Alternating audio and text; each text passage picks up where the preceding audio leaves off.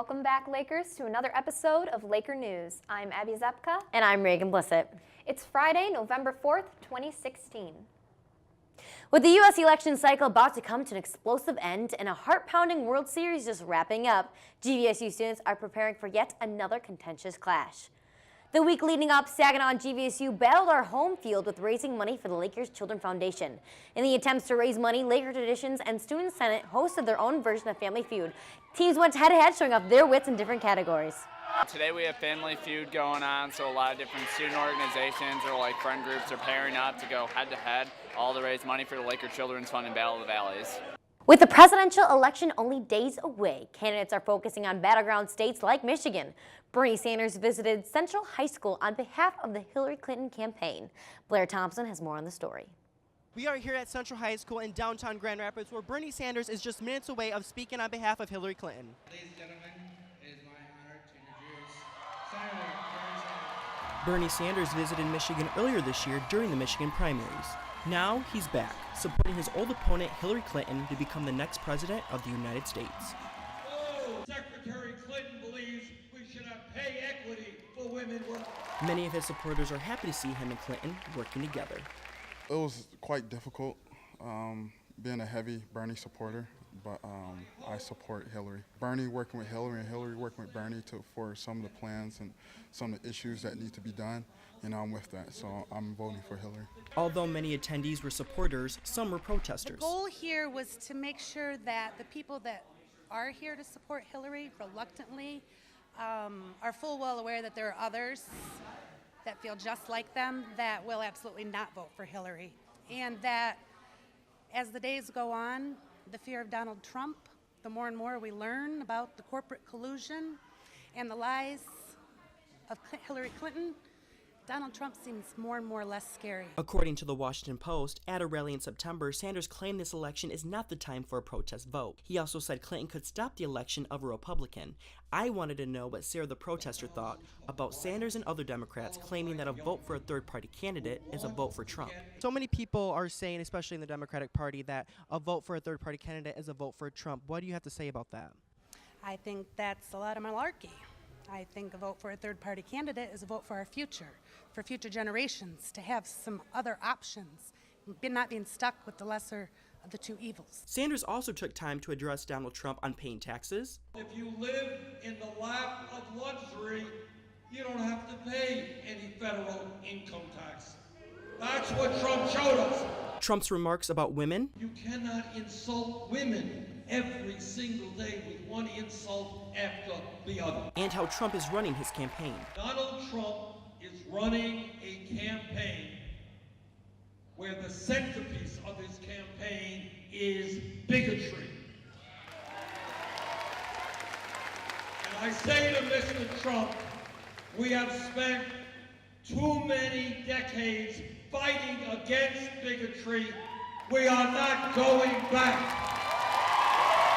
According to an ABC News poll, as of today, Donald Trump is leading the election with 46%, just 1% ahead of Hillary Clinton. In Grand Rapids, I'm Blair Thompson. Registered voters can vote in this year's presidential election on November 8th. Polls are open from 7 a.m. to 8 p.m. Approximately 7% of students are part of GVSU's Greek life. Gina Gondek has more on how the 7% are fighting stereotypes and giving back to their communities in order to make a difference.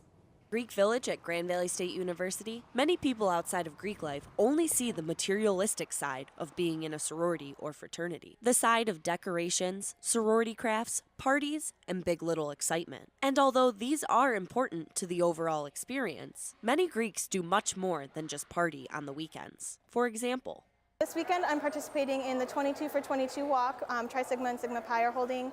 We're walking from Kirkhoff to the Blue Bridge downtown to raise awareness for the 22 veterans every day that commit suicide, and we'll have backpacks with 22 pounds on us. I just think it's a great way to raise awareness about this because veterans are in everyone's lives, and just a great opportunity to get the word out. volunteering or philanthropic work is a big part of Greek life that usually goes unnoticed. Many Greek organizations have a local, national, or international philanthropy that they give back to in some way. For example, Gamma Phi Beta puts on an all-you-can-eat American dinner to raise money for their international philanthropy. Sisters serve hamburgers, hot dogs, apple pie, and more. Philanthropy chairwoman Rebecca Jacob explains just where the profits go. So Gamma Phi Beta's philanthropic mission is building strong girls, and through that we partner with Girls on the Run. And basically what that is an after-school program for girls ages 8 to 13, and they coach them anything from physical fitness to emotional health. And it just gives the girls something to look forward to. They are able to bond with peers around them and just build up a strong, positive image about themselves. This was the money that was raised from Gamma Phi Beta's philanthropy event. 100% of the proceeds will be given to their international philanthropy of Girls on the Run. Not only do sororities put on events like these, but fraternities have found new ways to give back to their communities as well. In fact, in September, the Brothers of Phi Gamma Delta kicked off their Purple Mitten event, biking to raise money for the United Service Organization. The money will be helping soldiers have a feeling of home overseas. Us as bikers, we're not just doing it individually, biking 250 to 300 miles. It's definitely a group effort. It's not just individuals, because we're all going to face struggles, but it's going to be so much better knowing that 6 of my closest friends are going to be right behind me, supporting me. Even when I'm going to want to give up, they're always going to be there to push me and make sure that I reach Allendale in the end. And Greek life doesn't just end in college. The philanthropic work continues. In fact, GVSU's victim advocate and alumni of Delta Zeta, Ashley Schulte, explains how Greek life has impacted her professional career for the better. I think in terms of where my Greek values are, I think about my job as a victim advocate right now, and in Delta Zeta's creed it says crusade for justice. And I feel like I do that every day when I'm working with victim survivors. So I think it is funny that those things stay inside of you for so long.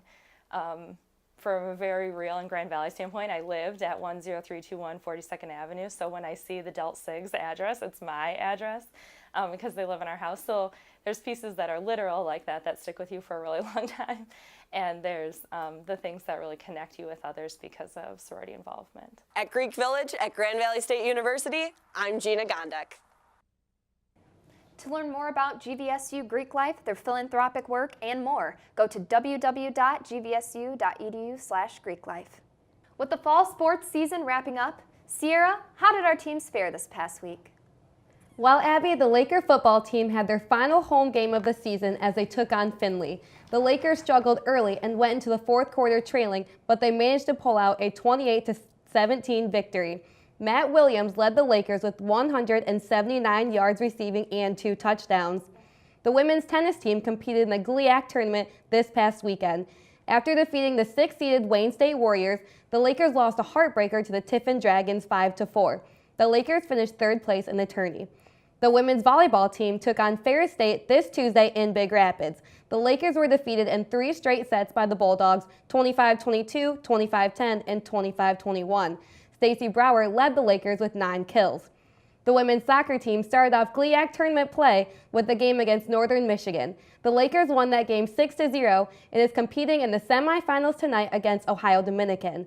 Gabriela Mancati added 2 more goals to lead the nation with 24. Seniors Marty Corby and Claire Carlson were named the GLIAC Offensive and Defensive Player of the Year. Both players now have won this award for 2 consecutive years. Congrats, ladies, and good luck, Lakers. With the election coming up on Tuesday, we went out on the streets to talk to students about their overall opinion about the 2016 election. Laker News reporter Maitland Moselle has more. It's election season, and we're here at Kirchhoff Center asking students what they think about the upcoming voting this week. It's been entertaining. I actually don't hate it as much as most people do. I feel like this is the worst thing in the whole world. Media biases on both sides kind of screwed it up. It's been crazy. It's just been a pretty crazy election, pretty wild, pretty lit. I'm voting for Jill Stein. I'm voting for Hillary Clinton. I actually voted for Jill Stein. Trump. But I'm not voting for either Hillary or Donald. Definitely. I'm excited. I don't really know what to expect. Excited. I mean, a little nervous, I guess, now too, because it's a weird election to be for my first. I wasn't excited about it, but I know it's something I have to do because, I mean, this is my civic duty. Thanks for watching Laker News, and be sure to join us next week. Have a great weekend, and go Lakers.